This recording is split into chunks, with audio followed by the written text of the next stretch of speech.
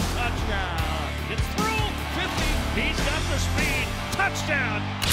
Welcome into the latest episode of Mac and Mose. Andy McNamara, joined by the editor of GoDucks.com, Rob Mosley.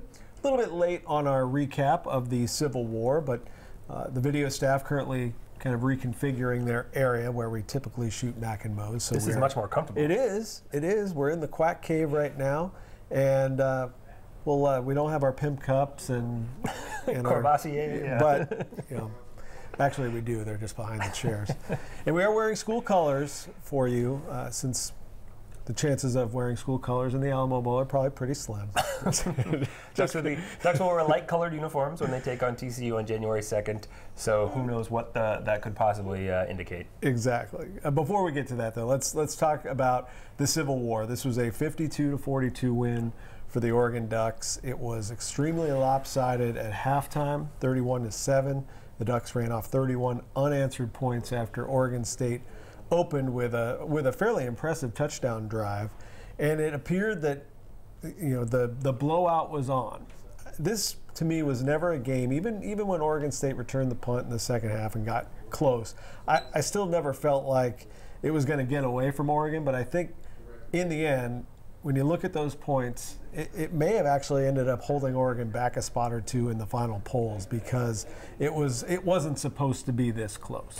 Yeah, I mean, I wonder how much the committee looked at that, the playoff committee, when they put Oregon at number 15. I mean, to garner a Fiesta Bowl bid, Ducks probably needed to be 9th or 10th. Yeah. Because you knew a Group of 5 team lower than that would get selected automatically. You knew an SEC team to replace Alabama in the Sugar Bowl would potentially be below the Ducks. Big 12 team even, who knows, who knew how that was going to shake out. So you couldn't just be top 12 for those 12 spots. You needed to be a little higher. I don't think that was going to be enough. I think for the playoff committee, a win is a win. You see a lot of rivalry games and close, and for Oregon fans, wondering how this team's going to do in the Alamo Bowl and beyond, that doesn't soothe anything. You still wonder about those questions, but I just don't think, I doubt it was a big issue for the committee. But we'll see going forward. Okay, what I think was, you saw an Oregon team get up comfortably over its rival at halftime and go, okay, we got this. And suddenly that didn't prove to be the case. I don't think it's indicative of some further systemic issue with the defense that that will linger. But and there's a month or so to clean it up. So, but this one also, I rewatched the game last week, and you're watching the first half, and you're like, holy cow, this is just nonstop. Ducks get the ball to open the second half. They're driving again. Kirk Merritt fumbles. Yeah. And if you watch the replay, I'm really surprised that Oregon didn't challenge this, or it wasn't just automatically reviewed upstairs and play was stopped, because it certainly looked like the ball was coming loose at the exact moment that his knee was on the ground. And the reason I bring up that particular play is I believe it was inside the 10-yard line where this took place. Oregon tacks on a touchdown there. Yeah. This game is, I think Oregon State's will at that point would have been broken. And I think that this would have been the truly lopsided game that a lot of people expected. And I agree with you. I don't think Oregon was going to jump 5 or 6 spots based on this particular result. I will say this, though. I think that had it been, say, a 52-7 type of performance, that the Ducks would have gotten a lot more people talking about this game in particular after it's over. It's on ESPN. You've got all the highlight shows, and because it was just sort of a result, I think it didn't have that sort of wow factor. And unfortunately for Vernon Adams, who had another tremendous game, he didn't get maybe the attention that I think he probably would have gotten if Oregon's points are the same, but had they not allowed as many to an Oregon State team that ended up finishing 0-9 in Pac-12 play. But another takeaway is Vernon's play, and just the fact that you saw it down the stretch. Well, anytime the Ducks needed points, they got it. Yeah. I mean, this offense it's just insane to think that after losing the Heisman Trophy winner, the first Heisman Trophy winner in school history, this offense essentially is operating at the same level. I mean, you look at Vernon's yards per attempt, it's right about where Marcus's was. He's up there in efficiency and the national leaders. It's just remarkable to think that you could lose Mariota. I mean, completely unpredictable. Lose Mariota and really offensively not miss a beat. And for when you're talking to Oregon fans, it's like sacrilegious to even compare the two. But I agree with you completely. I don't think people are going to realize how good Vernon has been when healthy until maybe a year or two from now when they look back, because as of right now, the regular season is over for every team except for Army and Navy, and neither one of their quarterbacks is going to put on a performance that catches him. So at the end of the regular season, Vernon Adams leads the FBS in passing efficiency. I mean, he's number one. He's ahead of Baker Mayfield. He's ahead of Doty from Western Kentucky.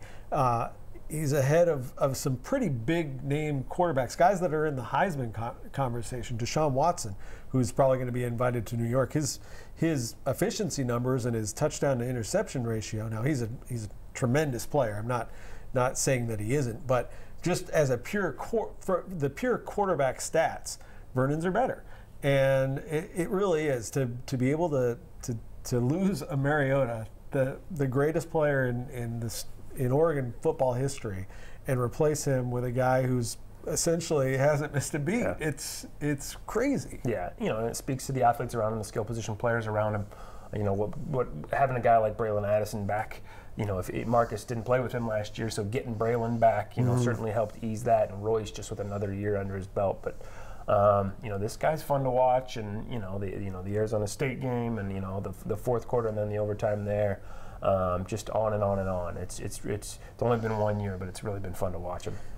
Well, we'll put a bow on the Civil War. A win for Oregon. They're 6th in a row. They continue to dominate the series against Oregon State, and it has set up what is probably the most intriguing game, certainly the most anticipated from just a fan standpoint, I think, outside of the New Year's Six Bowls, and that's the Alamo Bowl that's going to pit Oregon against number 11 TCU, two teams that average a ton of points, have dynamic playmakers, have a lot of skill guys on offense. Trevon Boykin should be healthy for this one for TCU. He was banged up down the stretch, similar to how Marcus Mariota was banged up before his Alamo Bowl performance against Texas, where he had a full month to heal up. So I would expect that we'll see a healthy Boykin. Oregon's only going to get healthier from this point forward until the Alamo Bowl, a chance for some of these guys to heal up a little bit and try to go out on a good note. I know some fans might not be super excited about San Antonio as a bowl destination because the Ducks were just there 2 years ago. But when you look at this matchup, I mean, you couldn't have really scripted this any better to have Oregon against TCU, two teams that preseason were predicted to be in the college football playoff, and really outside of some injuries wouldn't have dropped off as far as they did. It's a top 15 matchup, and you have that going for you. You also have a guy like Vernon Adams.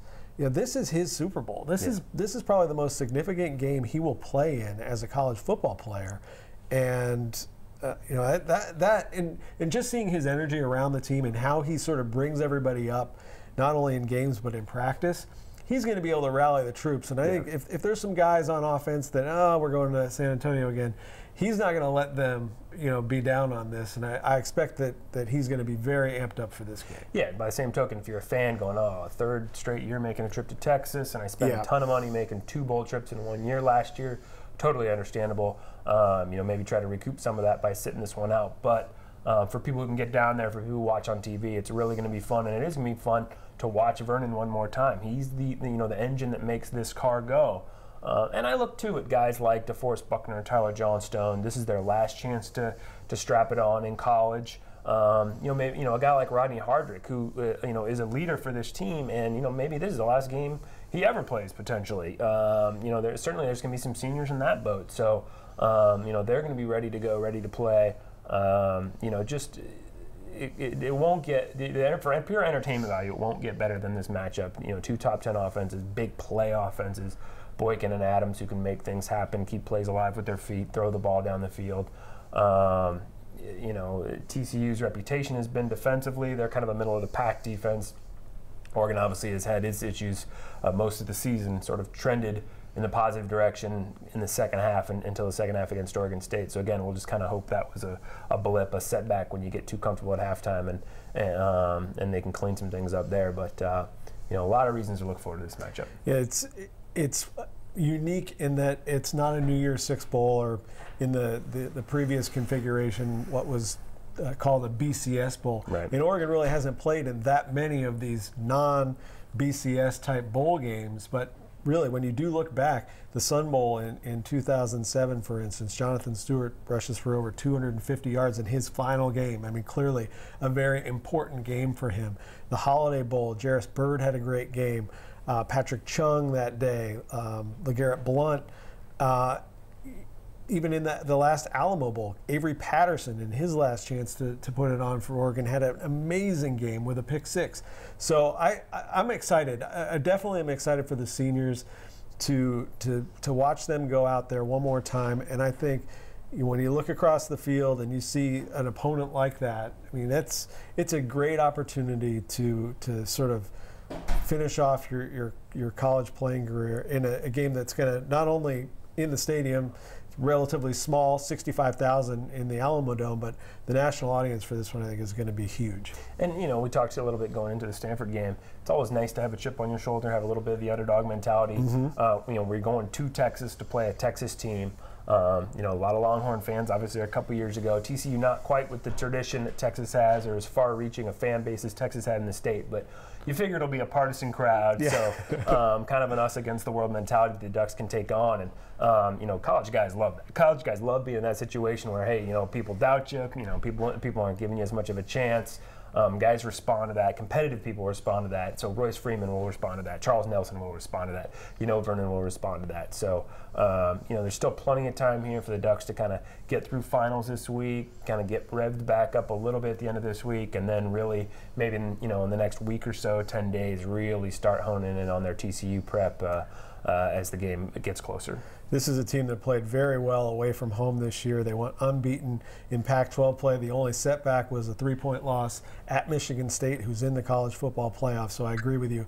I think that this will be certainly they'll be motivated. Right now, I think the Horned Frogs are favored by about 1.5 points, and that could certainly change between now and kickoff, but at least to start things off, Oregon is the underdog here. And the fact that it's in Texas, that's a huge recruiting spot for college football teams from all around the country. Oregon is no exception to that. Some of the best players that have ever put on an Oregon uniform have been from Texas. So that's from the coaching staff's perspective, I think that this is also a destination that they're perfectly fine with. Absolutely. Arion Springs, too, a San Antonio kid, wasn't on the team a couple years ago. A guy who likes the spotlight and really was coming into his own. I don't know if we're prepared for Arion Springs in the Alamo Bowl the week leading up to it. You want to do an interview? Come on in. You want to do an interview? Come on in. I think he's going to really relish the opportunity to be playing on that stage. He's been coming into his own. He's a guy who would typify that. Hey, these guys have a reputation. They're playing on their home turf. They want to try to knock us off. Come at me. If I can pick a couple of balls off him, and we saw in the Alamo Bowl last time a couple of defensive touchdowns help turn the tide there, because with Mariota's knee being in the situation it was that year, the offense wasn't as potent in that game, so the defense came through. Arion Springs would love to be the guy that does that for the defense this year. Well, we'll be on a little bit of a hiatus leading up to the bowl game. We'll get back with you probably about a week before from San Antonio. Until then, if you want to get to us with any questions, comments that you have for Mac and Mose, I am at McNamara UO. He is at Duck Football. Until next time, we'll see you. Gets the corner into the end zone for the touchdown. It's through 50. He's got the speed. Touchdown.